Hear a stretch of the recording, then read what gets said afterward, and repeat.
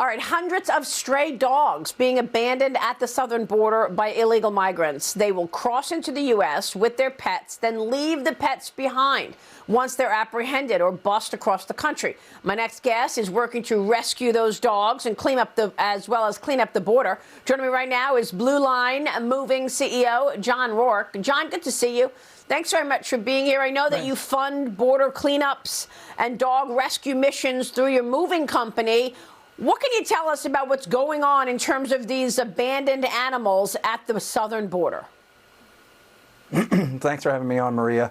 So, so people are the illegal immigrants are bringing their pets with them when they cross the border. I mean, the thing is that they believe so strongly that the border is so wide open that they're willing to bring their pets with them, and also their pets with their documents. So they're bringing their rabies vaccines with them, etc., showing Border Patrol agents, hey, here, I have my documents, let's bring our pets across the border. But obviously Border Patrol is telling them they have to leave their dogs there and their cats because they can't come with them into the facility. So the majority of these dogs are not spayed or neutered. So what's happening is they're bringing them across the Rio and then leaving them there, and then they're having puppies. So there's literally thousands of dogs all over the border just running wild. Oh, my goodness. And how are these dogs in terms of what kind of shape are they in? You're doing a rescue mission. Have you seen a big reaction from people wanting to rescue some of these animals?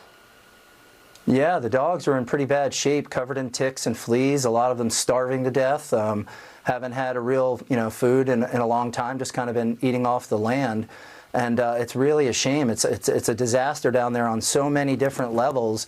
No one even thinks about the animals, obviously. You just see the amount of people crossing, and you just can't believe that. But when you see the animals and the trash that's left behind, it's really become a bunch of different catastrophes all in one. Humanitarian, environmental, and now with animals. It's a real tragedy. And yes, people have been reaching out to me all over social media wanting to come in and adopt some of these dogs that are still going through some medical care right now. And that's what I said to you when you emailed me. I said, well, I might want to rescue one of these animals. I'm just heartbroken over it. How can people rescue a dog? Tell us where they should go if they want to help. So they can go to BDRR, BigDogRanchRescue.org. They're down here in Palm Beach County. That's who I partnered with to pull off this mission down there. And we were able to rescue 40 dogs, and they're all getting rehabilitated currently, and they'll be ready for adoption here shortly.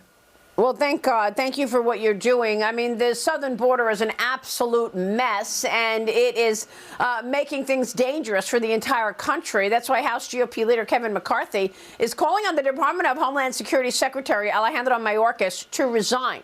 He says either resign or face a potential impeachment inquiry when Republicans take control of the House in January.